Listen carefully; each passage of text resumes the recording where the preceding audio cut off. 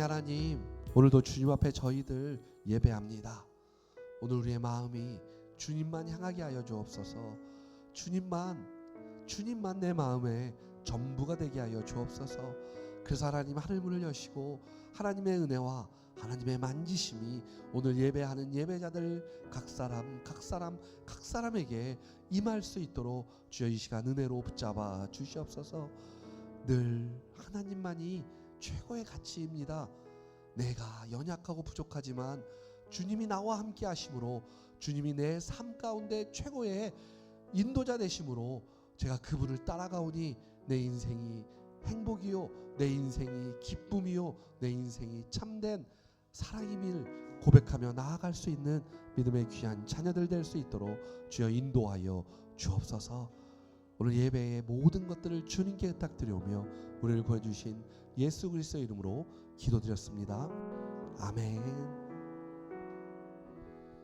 함께 보실 말씀은요, 고린도 후서 1장 8절에서 9절까지 말씀입니다. 고린도 후서 1장 8절에서 9절까지.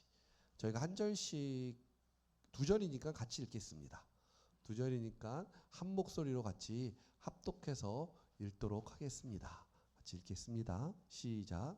형제들아, 우리가 아시아에서 당한 환난을 너희가 모르기를 원하지 아니하노니 힘에 겹도록 심한 고난을 당하여 살 소망까지 끊어지고 우리는 우리 자신이 사형 선고를 받은 줄 알았으니 이는 우리로 자기를 의지하지 말고 오직 죽은 자를 다시 살리시는 하나님만 의지하게 하심이라. 아멘. 오늘 말씀을 통해서 성화 8번째 자기 파산을 훈련시킴이라는 제목으로 함께 말씀을 나누겠습니다. 이 시간 우리 말씀 나누기 전에요, 앞뒤 좌우에 계신 분들을 예수님의 이름으로 축복하셨으면 좋겠습니다. 예수님의 이름으로 당신을 축복합니다. 인사하겠습니다.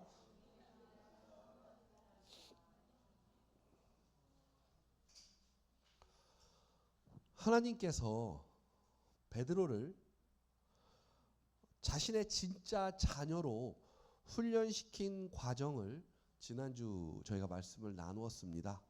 예수님을 3번 부인한 사건을 통해서 자기의 의의를 꺾고 하나님의 은혜만 잡고 하나님의 은혜만 매달리게 하셨습니다. 그걸 통하여 하나님의 진짜 자녀가 되도록 하나님께서 훈련시키셨습니다. 그리고 사도 바울에게 오면 사도 바울의 전생에 걸쳐서 하나님이 이런 간섭을 하시고 이런 준비하신 것을 저희는 보게 됩니다. 특별히 고린도후서 11장 전체를 보면 바울이 하나님의 복음을 전하다가 엄청나게 고난을 당하고 환난을 당한 것을 고린도 교회 사람들에게 이야기합니다. 고린도 교회 성도들이 바울의 사도직에 대해서 저 사람이 정말 하나님의 사도가 맞아? 라고 하는 의심을 품고 또 그 안에 이상한 사람들이 들어와서 유대인들이나 또는 성경 교사라고 하는 사람들이 들어와서 사도 바울의 사도직에 대하여 자꾸 이간질을 하니까 고린도 교회 성도들의 마음 가운데 사도 바울이 정말 사도가 맞나? 라고 강력하게 의문을 제기했습니다. 그때 사도 바울이 고린도 교회 성도들에게 했던 것이 이런 이야기입니다. 나는 나의 욕심, 나의 형통, 나의 목표, 나의 업적을 위해서 이 복음을 전하는 것이 아니라 하나님이 나에게 하신 그 일에 나는 순종함으로 지금 이 일을 하고 있다라고 말합니다. 그러면서 내가 이걸 내 형통이나 내 업적이나 내 목적을 위해서 내가 스스로 하는 일이라면 누가 이 고생을 하면서 이런 일을 할 수 있겠느냐라고 고린도후서 11장에서 고린도 교회 성도들에게 말하고 있습니다. 사실 사도 바울은 신약에서 굉장히 중요한 자리를 차지하고 있죠. 신약 성경 하면 예수님이 주인공이신데도 그에 걸맞게 사도 바울이 굉장히 많은 주목을 받는 것도 사실입니다. 그렇게 생각해 보면 우리가 생각할 때 하나님이 자신의 종을 특별히 완전히 이런 훌륭한 종으로 세우신다면 뭔가 하나님께서 특별하게 뭔가로 무장시키셔서 그가 잘할 수 있도록 확확 밀어줘야 되는 거 아닐까 하는 것이 우리의 보편적인 생각이죠. 아니 하나님이 이 사람을 쓸 건데 그래도 하나님 앞에 돌아왔는데 하나님이 이 사람을 굉장히 훌륭하게 쓰실 건데 하나님이 팍팍 밀어줘야 이 사람이 되는 거 아니야? 라는 것이 우리 보통 사람들의 보편적 생각입니다. 기왕이면 인물도 좀 멋있고 성품도 좀 좋고 유능하고 기도하면 응답도 팍팍 받고 이 정도는 하나님이 해주시지 않을까라고 우리는 보통 생각합니다. 그렇기 때문에 우리도 신앙생활을 하면서 그래도 내가 하나님의 자녀인데 내가 이 정도는 하나님이 해결해 줘야 되지 않나? 하나님이 이 정도는 풀어줘야 되지 않나? 라고 생각한다라는 것이죠. 그러나 초대교회의 지도자였던 또 성경의 거의 주인공과 같았던 이 바울의 등장은 오히려 스데반 집사를 죽이면서 시작합니다. 성경에 보면 사도 바울의 등장은요, 그 초대교회에 굉장히 중요한 역할을 했던 스데반 집사를 돌로 쳐서 죽이는 일을 사도 바울이 거의 앞장서서 그 일을 이루게 한다라는 것입니다. 그의 시작은 하나님의 종으로 보기에는 어려웠습니다. 그의 시작은 우리의 기대와는 전혀 다른 모습이었습니다. 그러나 사도 바울의 평생의 전반적 모습을 바라보면 그는 전혀 다른 모습으로 나타납니다. 고린도후서 11장에 보면 사도 바울이 이렇게 얘기해요. 사도 바울이 정말 사도가 맞아? 그러니까 사도 바울이 나는 내 유익을 위해서 하는 게 아니야. 내가 내 유익을 위해서 한다면 이러면서 40에 하나 감한매를 5번이나 맞았고 그러니까 39대씩 5번이나 맞았대요. 그리고 딱 죽기 전까지 맞았다라는 것이죠. 그리고 태장으로 그렇게 맞은 게 5번이나 된다는 거잖아요. 39번을 맞은 게 5번. 태장으로만 3번. 태장이 뭔지 아세요? 볼기짝 때리는 거 있잖아요. 볼기짝 빵 때리는 거. 그걸 태장이라고 하는데 지금 전 세계에 태장을 때리는 데가 있어요. 어딜까요? 싱가포르는요. 어린아이들 먹는 거 갖고 장난치잖아요. 그럼 태장을 때려요. 태장을 때리는데 5대를 때린대요. 근데요. 사람이 때리는 게 아니라 기계가 때린대요. 그래가지고요. 사람을 세워놓고요. 기계가 와서 이렇게 때리는데 이 기계로 무엇을 맞춰놨냐면 한 대 맞고 딱 죽지 않을 만큼 강하게 때린대요. 그래서 그걸 맞으면 한 달 동안 병원에 입원해야 된다네요. 그리고 한 달 후에 와서 다시 맞아야 된대요. 그래서 그걸 5번을 맞는다 그러네요. 그게 태장. 싱가포르에서 아직도 그렇게 때린대요. 애들 먹는 거 가지고 장난치는 사람들. 우리나라에도 도입이 시급합니다.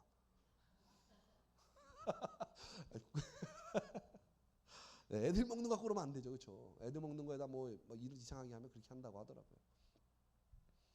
그런 태장을 3번이나 맞았다고 합니다.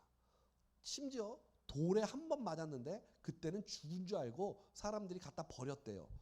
사도 바울을.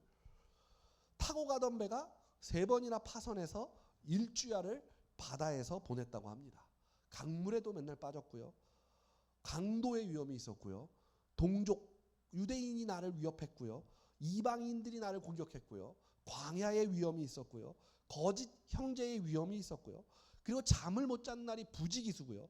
맨날 줄이고 목마르고 춥고 헐벗은 날이 내 삶의 전부였습니다. 라고 고백합니다. 우리는 성경을 현실감 있게 보지 못하는 거죠. 이 정도 딱 했으면 지금 마음이 벌써 이게 우리 입장 바꿔 한번 생각해 보세요. 우리가 이거 하나님 복음 전하다 이랬으면 전하겠습니까?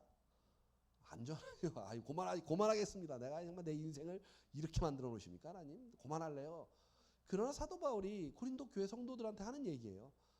난 이게 내 욕구를 위해서니, 내 욕망을 위해서니, 이게 나의 어떠함을 위해서 내가 이걸 하는 거니? 그러지 않아.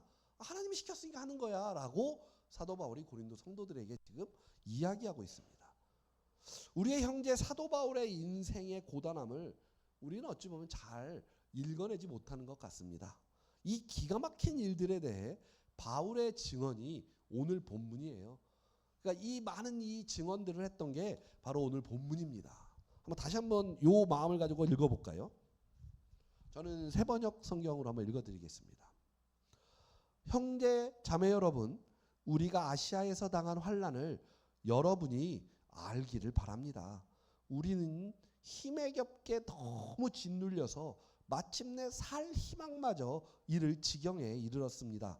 우리는 이미 죽음을 선고받은 몸이라고 느꼈습니다. 그렇게 된 것은 우리 자신을 의지하지 않고 죽은 사람을 살리시는 하나님을 의지하게 하기 위함이었습니다. 이렇게 사도 바울이 고백합니다.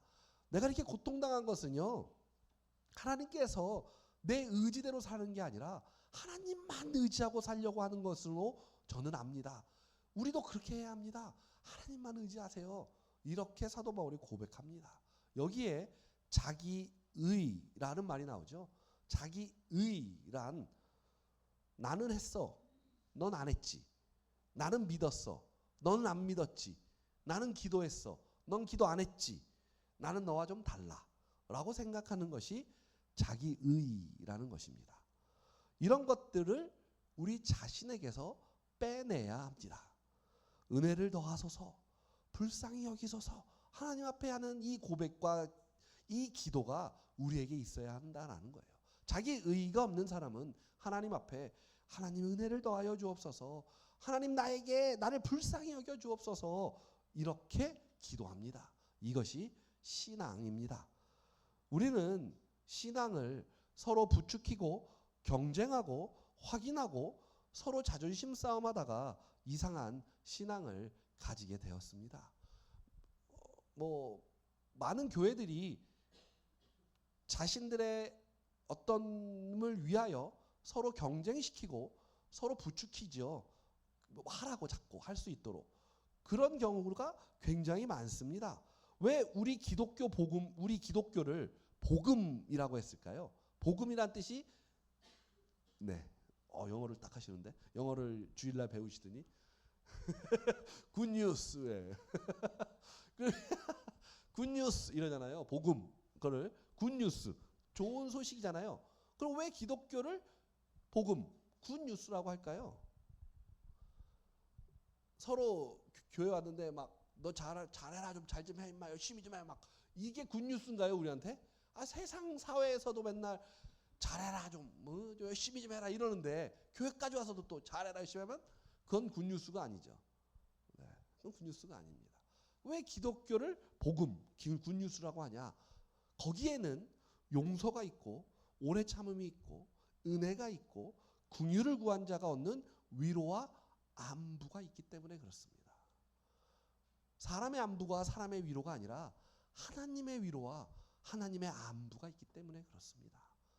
우리는요 하나님의 위로를 받아야 해요. 하나님의 위로. 저도 늘 하나님 앞에 기도해요. 하나님 저에게 하나님의 위로가 있게 하여 주옵소서. 하나님 나에게 은혜를 더하여 주옵소서. 하나님 날 좀 불쌍히 여기셔서 하나님의 그 참된 위로가 내 삶 가운데 있기를 원합니다. 늘 이렇게 고백하고 기도합니다. 그래서 그것이 복음이 되었다라는 것입니다. 그럼에도 하나님은 자신의 위대한 일꾼들에게는요 파산과 자기 포기를 훈련시키십니다.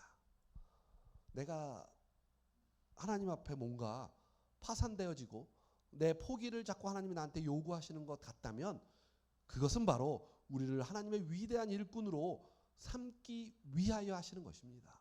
사도 바울이 그랬던 것처럼 베드로가 그랬던 것처럼 수많은 성경의 인물들이 그랬던 것처럼 또 우리의 신앙의 선배들이 그랬던 것처럼 하나님이 나에게 뭔가 자꾸 환난을 주시고 근심을 주시고 나에게 파산을 강요하시고 나에게 나의 포기를 자꾸 강요하신다면 그것은 하나님이 그 사람을 통해 위대한 하나님의 일꾼으로 삼기 위하여 그러신다는 것을 기억하시기를 바랍니다.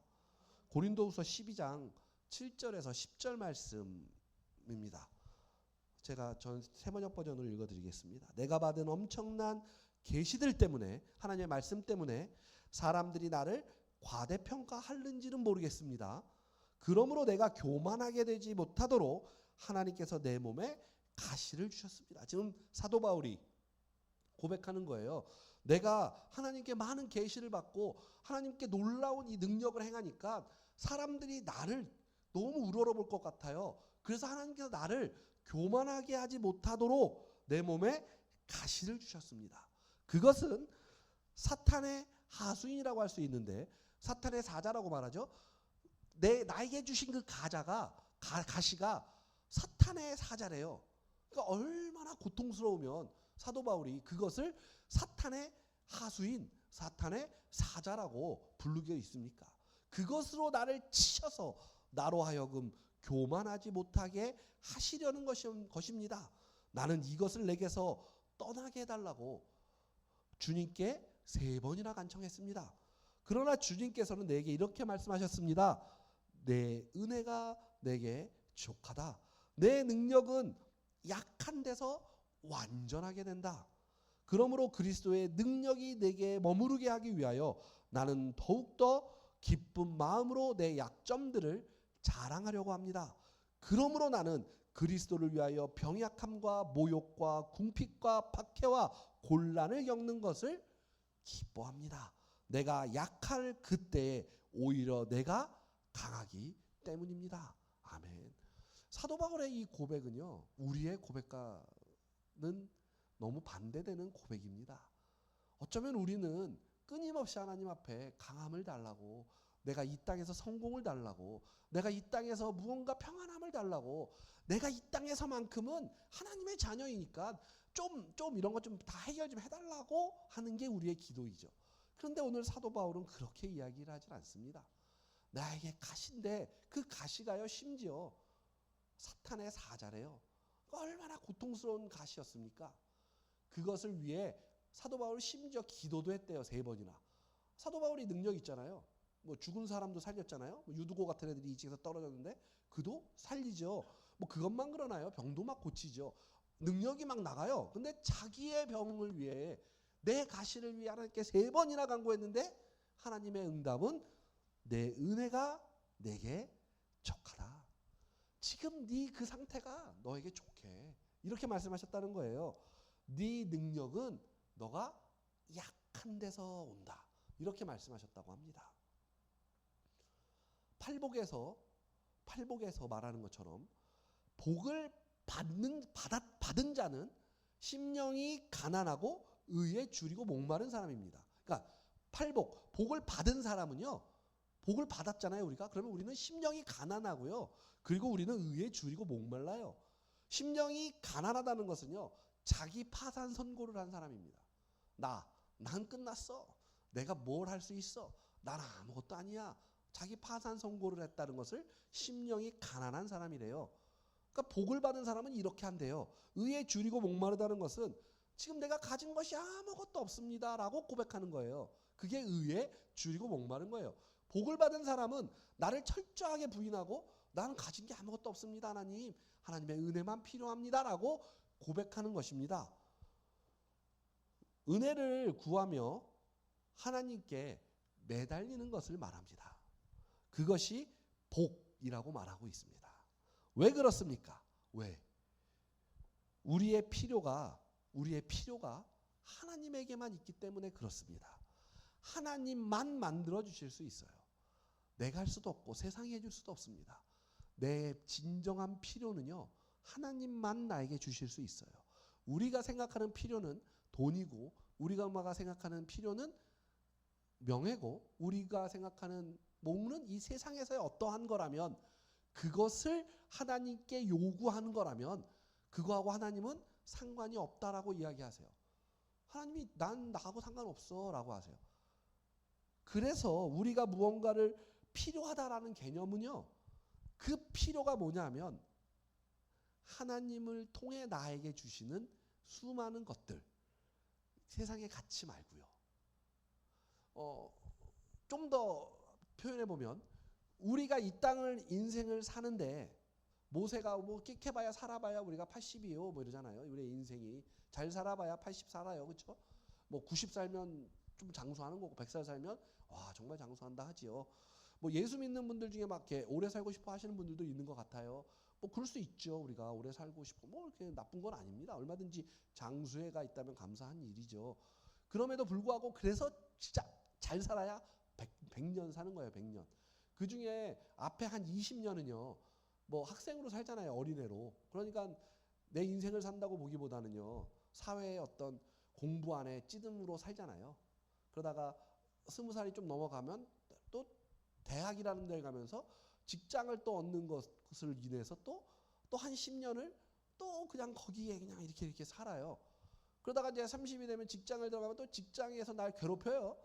그럼 또 이 상사 싫어 짜증나 하면서 인생하면서 또 그에 비해 또 결혼도 해야 되잖아 또. 그러니까 또 어디 남자 하나 여자 하나 건지려고 또 한 10년을 또 이렇게 살아요. 40쯤 돼서 이제 결혼도 하고 좀 직장도 조금 안정되는 듯 싶어요.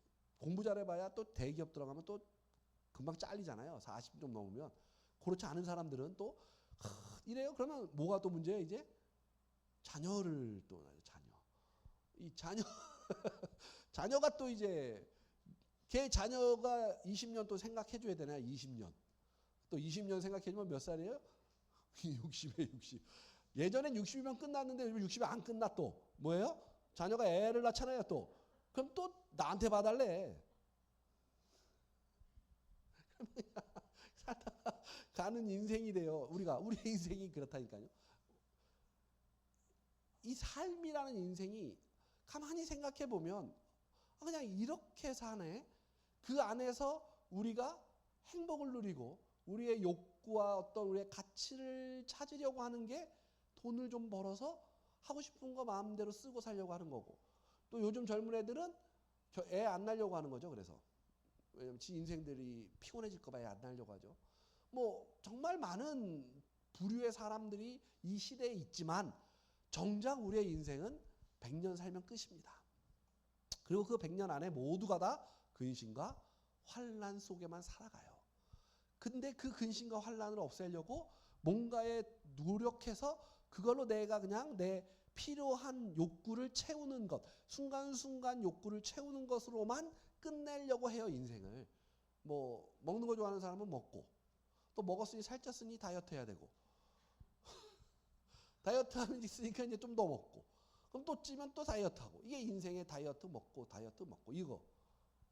어떤 사람은 그냥 돈만 열심히 돈만 죽으라고 벌어서 돈만 열심히 모아놔요. 열심히. 어제 뉴스인가 봤더니 빌 게이츠가 자산이 뭐 5조인가 아니야 156조인가 뭐 이렇대요.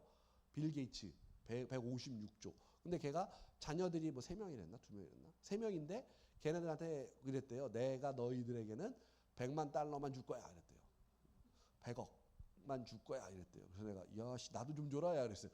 그러면서 하는 말이 내 자녀들에게는 어려움을 줘야 합니다 이러면서 100억을 주는데 자녀들에게 어려움이 된다는 것을 내가 보면서 이 구찌가 다르네 혼자 생각을 했어요. 그러면서 내 자녀들이 학교 다닐 때 매일 1달러밖에 안 줬다고 자기는 막 그러면서 자녀 교육을 너무 잘하는 훌륭한 갑부라 하면서 막 이렇게 칭송을 하더라고요. 근데 그냥 느낌에 혼자 생각하면서 100억을 주는 게 적게 주는 건가? 그렇겠네요. 그 사람의 자산은 156조가 있으니까 뭐 100억을 좋겠죠. 참 그냥 그런 걸 보면서 참 사람의 인생이라는 게 얼마나 웃긴가라는 생각을 참 해봤습니다. 까먹었네. 약간 굉장히 부자인데 하루에 먹는 약 있죠. 약. 영양제로만요. 한 사람당 가족이 8식구인데 한 사람당 30만 원어치씩을 먹는데요. 무슨 약인지 모르겠는데 뭐 약 종류도 많더라고요. 30만 원어치씩 매일 먹는데요. 약을. 건강하려고 오래 살라고. 뭐 그런 게 저번에 기사에 올라왔더라고요. 그냥 그런 걸 보면서 참 이 자연인의 삶이라는 건 그냥 건강하게 사는 것, 내가 돈 열심히 모아놓는 것, 뭐 그걸로 내가 오래 살려고 약을 이렇게 30개씩 먹으면 간이 괜찮나? 그럼 또 간 좋아지는 약을 먹고 그럼 간이 좀 그러나? 참 불쌍하다라는 생각이 들었습니다. 우리가 바라보는 건 그런 게 아니잖아요. 우리가 바라보는 건 우리의 본향을 바라보잖아요. 본향. 우리의 본향은 하나님이 계신 곳, 천국이잖아요. 그러니까 우리는 이 땅에 살아가는 게 천국을 준비하고 천국을 가려고 우리가 이 땅에서 지금 열심히 최선을 다해서 살아가는 거예요. 준비하는 거예요. 준비. 그 준비하는 삶이라고 우리가 생각한다면 글쎄요. 이 땅에 뭘 그렇게 막 미련을 가지고 그냥 뭐 내 욕구와 내 뭔가를 채우기 위해서 막 이렇게 살아갈까요? 그렇지 않을 거라고 저는 생각합니다. 끽해봐야 그렇게 산다니까요. 100년 사는 거예요.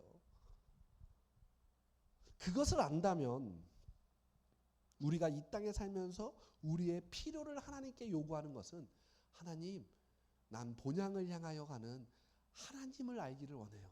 왜요? 그 본향에서는 우린 하나님과 함께만 살 거니까. 난 그 하나님이 내가 이 땅에서 연습하듯 내가 이 땅에서 훈련하듯 나를 통해 나타나는 그 하나님만 바라보기를 원해요. 이게 우리의 고백이 될 수밖에 없다라는 것이죠. 그걸 하나님께 구하게 된다라는 거예요. 그게 복이라고 이야기하고 있습니다. 이것이 기독교의 복음이며 기독교의 약속이며 우리의 신앙입니다.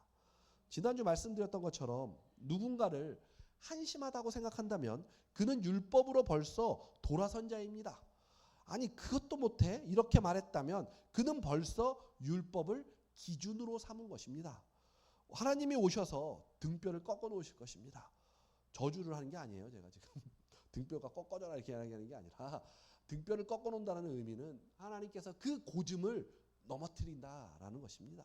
정당한 힘을 얻게 하시려고 우리가 포도나무 줄기에 붙들어 맺게 하시려고 그렇게 하십니다. 우리가 다른 데에 자꾸 붙어 있으니까 하나님이 뛰어다가 하나님 포도나무에다 붙이려고 계속 그렇게 하신다는 거죠.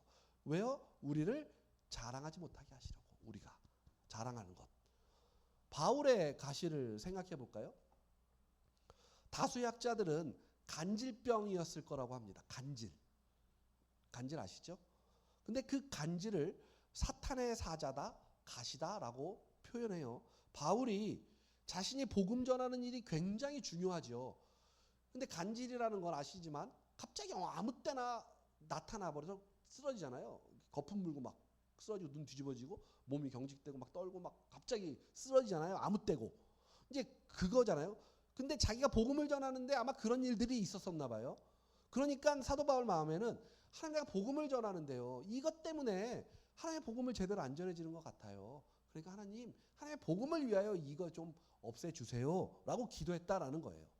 복음을 전하다 간질이 도지면 누가 복음을 받아들이겠습니까? 이게 바울의 생각인 거예요. 그래서 그렇게 기도한 거예요. 내가 좋으려고 한 게 아니라 내가 하나님 복음을 전하는 데 있어서 이 간질병이 갑자기 도지면 남들이 볼 때 얼마나 이게 복음이 전해지겠어요? 하나님 그러니까 좀 없애주세요. 이렇게 기도한 거죠. 이게 우리의 생각이라는 거예요. 이게 사도 바울이 이제 하는 얘기, 하나님의 말씀을 보면 이게 우리의 생각이라는 거죠. 주님께서는 그 기도의 응답으로 뭐라고요? 내 은혜가 내게 족하다. 이는 내 능력이 약한 그때에 강해진다. 너가 간질로 쓰러진다고 해서 그것 때문에 복음이 안 전해지는 게 아니야. 네가 그 약함이 오히려 너가 강함으로 나타날 거야. 하나님이 그렇게 말씀하고 계시죠. 맞습니다. 그랬더니 사도 바울이 고백한 거예요. 맞습니다. 주님, 나의 이제는 이 약함을 자랑하겠습니다. 나의 약함이 주님께서 일하심으로 나타나고 주님께서 영광 받으시기 때문입니다. 이게 바로 바울의 고백입니다. 우리의 약함이 주님의 영광이 되어서 드러난다라는 거예요. 무슨 말이냐? 사도 바울의 이 약함을 통해서 복음이 전해져서 누군가가 하나님 앞에 돌아온다면, 복음을 듣고 누군가가 하나님의 자녀가 된다면 그 자녀가 사도 바울을 보고 너가 잘나서 네가 훌륭해서 나에게 했어가 아니라 넌 이렇게 약한데 너를 통해 임하신 그 하나님께서 나를 복음으로 이끄셨어로 고백되어진다라는 거죠. 그러면 사람들이 사도 바울을 칭송하는 것이 아니라 그 사도 바울을 통해 일하신 하나님을 찬양한다라는 거예요. 하나님의 영광이 우리의 약함을 통해 나타난다. 우리가 약하고 우리가 부족하고 우리가 아무것도 가진 것 없지만 우리를 통해서 이루어지는 모든 일들이 하나님을 통해서 이루어져서 우리가 고백한다면, 하나님 때문에 하셨습니다라고 고백한다면 그 내 약함을 통해 하나님의 영광이 드러나게 된다라고 말하고 있습니다. 한 가지만 더 생각해 봅니다. 하나님의 손길을 우리가 오해할 때가 있습니다. 하나님의 손길을 오해할 때가 있습니다. 우리 모두가 경험하는 신앙에 실패가 있습니다. 뭐 삶의 실패도 있고 신앙의 실패도 있죠. 나는 왜 이 모양 이 꼴인가? 하나님이 내 기도를 받지 않으시는가? 이런 의문이 들 때가 있습니다. 그러나 이것은 내 믿음이 약한 것도 아니고 잘못된 것도 아니라 하나님이 간섭하고 계시다라는 것을 잊고 있는 거예요. 그러니까 우리가 신앙의 실패, 삶에서 어떤 실패를 계속 맛볼 때마다 하나님 내가 뭘 잘못했나요? 내가 맨날 이 모양 이 꼴이에요. 도대체 하나님 내 기도 들으세요? 라고 하는 그 고백은요. 뭐 내가 잘못한 것도 내가 믿음이 약한 것도 아니라 하나님이 지금 내 삶을 간섭하고 계시다라는 것을 잊어서 그러는 거예요. 내 하나님이 나를 간섭하고 있기 때문에 지금 그런 거예요. 그러니까 하나님이 무엇을 하고 계십니까? 날 고치려고 하시는 거예요. 날 고치려고. 우리는 지금 하나님은 날 고치려고 나에게 집중해 있는데 나는 지금 다른 것을 자꾸 바라보는 거죠. 다른 것을. 그리고 뛰어나갈 준비를 하고 있는 거죠. 하나님이 지금 날 만들고 계시는데 우습게도 하나님을 위하여 내가 무언가를 자꾸 하겠다라고 지금 나서고 있는 거죠. 하나님은요, 우리 자체가 그분의 목표입니다. 그러니까 성도님 한 분이 하나님의 목표예요. 하나님의 목표. 이 시대와 이 나라는요, 2차적인 문제입니다. 1차적인 문제는요, 나 자신이 하나님의 자녀로 완성되는 것입니다. 그러니까 성도님들 하나하나 그 하나하나가 완성되는 거예요. 나도 완성 안 됐는데 내 남편의, 내 가정에, 내 누구 친구를 위해 복음이 들어가길 원해요 하는 것은 사실 좀 엉뚱한 짓을 하고 있는 거죠. 그러니까 내 기도가 응답이 안 되죠. 나도 완성이 안 됐는데 아직. 그래서 하나님은 늘 우리에게 관심이 있으십니다. 그것을 위하여 우리의 인생과 우리가 살고 있는 시대와 모든 이웃이 그 이후에 있다라는 것입니다. 우리는 자꾸 하나님이 우리에게 하시려는 일을 이루기 전에 뛰쳐나가려고 해요. 자꾸 나한테 뭔가 하시려고 하는데 아직 되지도 않았는데 자꾸 뛰쳐나가려고 하는 게 우리라는 거죠. 그래서 밤낮 좌절하고 하나님에게 왜 이러시냐고 항의합니다. 하나님 탓만합니다. 하나님에게는 천하보다 우리 하나가 더 중요합니다. 우리는 모세나 베드로나 바울을 부러워할 것이 하나도 없습니다. 우리는 비교할 수 없는 하나님의 최고의 사랑과 인도하심과 간섭을 받고 있다라는 것입니다. 이 사실을 절대로 잊지 마시기 바랍니다. 하나님은요, 여러분들의 그 인생을 계속 간섭하고 계세요. 왜요? 하나님의 자녀 만들기를 하고 계세요. 하나님의 자녀 만들기. 하나님의 자녀되라고 다른 거 다 제쳐놓으시고 지금 우리 한 사람 한 사람의 매매만 집중하고 있다라는 것입니다. 주님은 우리의 지혜시요, 우리의 의로움이시요, 우리의 거룩하심이요, 우리의 구속이십니다. 그것을 믿으시기 바랍니다. 이제 우리는 예수 그리스도의 영광만이 우리의 유일한 자랑입니다. 우리 안에는요, 아무것도 없습니다.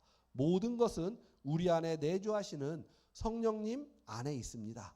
이것을 알고 믿어 은혜를 구하는 것이 예수 안에서 믿음 가운데 산다라고 이야기하는 거예요.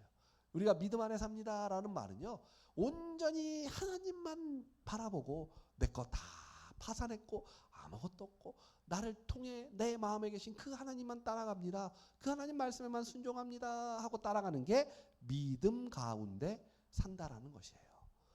고린도전서 1장 30절, 31절 말씀으로 오늘 말씀을 끝내고자 합니다. 저는 새번역 버전으로 읽어드리겠습니다. 그러나 여러분은 하나님의 자녀로서 그리스도 예수 안에 있습니다. 그는 우리에게 하나님으로부터 오는 지혜가 되시며 의와 거룩함과 구원이 되셨습니다. 그것은 성경에 기록되어 있는 바 누구든지 자랑하려거든 주님을 자랑하라 한 대로 하시려는 것입니다. 오늘도 이 말씀 붙들고 주님만이 우리 인생 최고의 가치임을 자랑하는 저와 성도님들 되시기를 주님의 이름으로 축복합니다. 아멘. 이제 우리 함께 온 마음 다해 함께 찬양하시고 우리 같이 기도했으면 좋겠습니다. 하나님, 내가 온 마음을 다해 주님만 바라봅니다. 왜 모든 것을 아시는 그 주님께 제 마음을 드립니다. 하나님, 딴 거 세상에 어떤 것들 바라보지 않게 하시고 온전히 하나님 한 분만 바라보게 하여 주옵소서. 그 하나님이 주시는 은혜만을 내가 원하고 바라고, 그리고 그 은혜에 순종함으로 나가는 저희 되게 하여 주옵소서. 이렇게 기도했으면 좋겠습니다. 먼저 하나님 앞에 기도하는 심정으로 찬양합니다. 주님과 함께하는 이 고요한 시간, 주님과 함께하는 이 고요한 시간, 주님의 보좌 앞에 내 마음을 쏟네.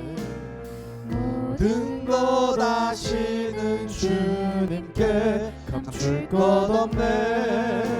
내 마음과 정성 다해 한 번 더 고백합니다. 나 염려하잖아도 내 쓸 것 아시나니. 나 염려하잖아도 내 쓸 것 아시니. 나 오직 주의 얼굴 구하게 하소서.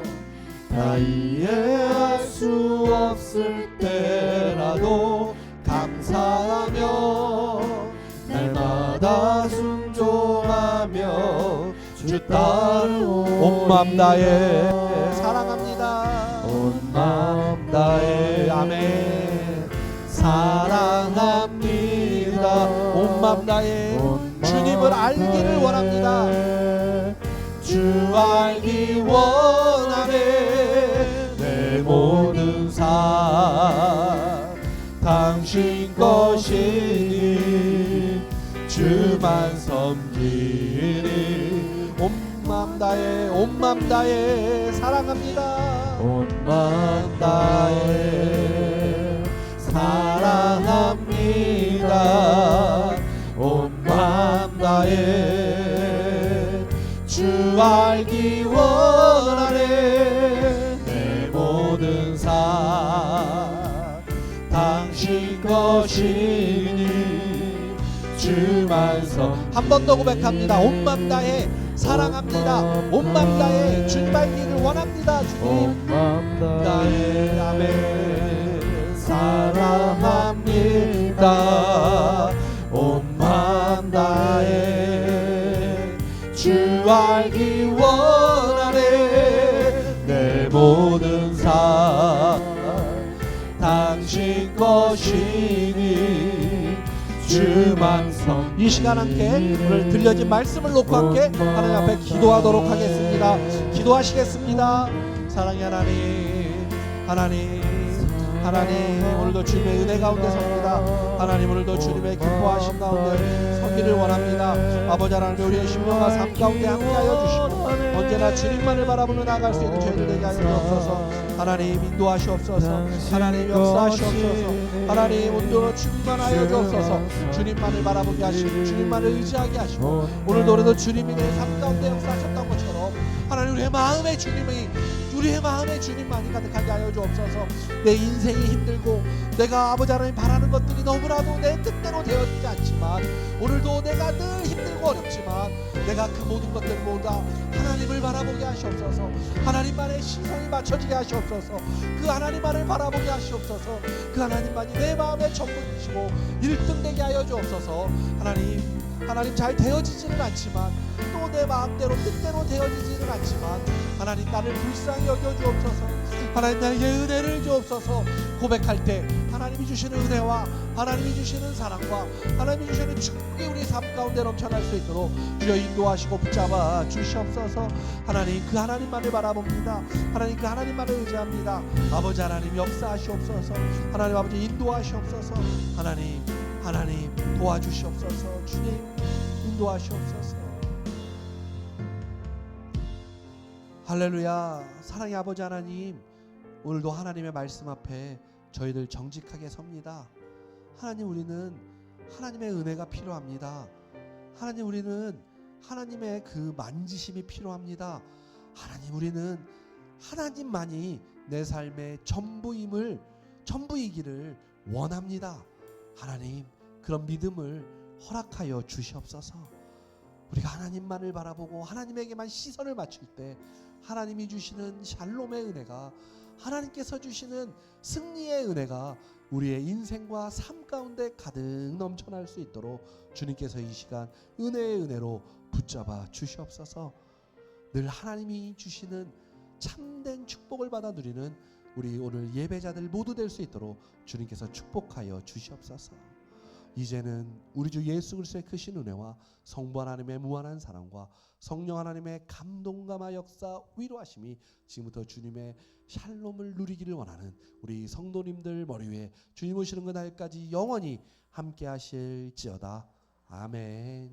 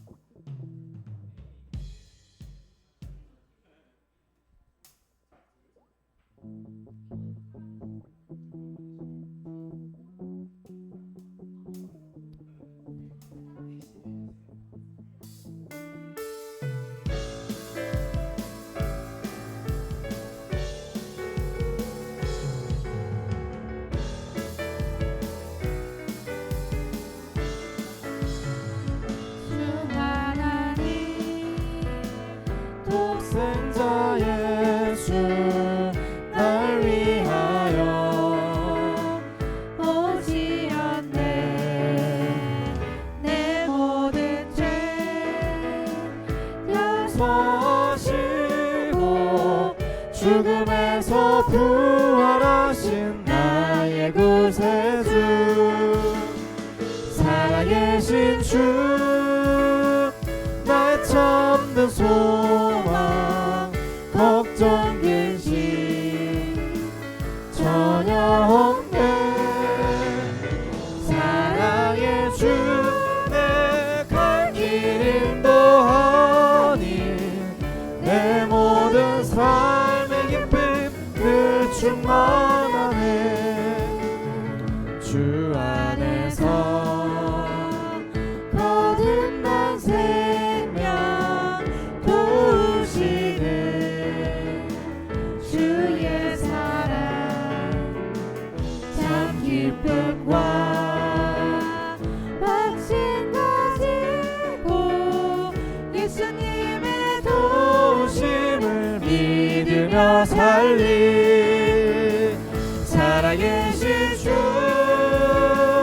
나의 참된 소망, 걱정 근심 전혀 없네.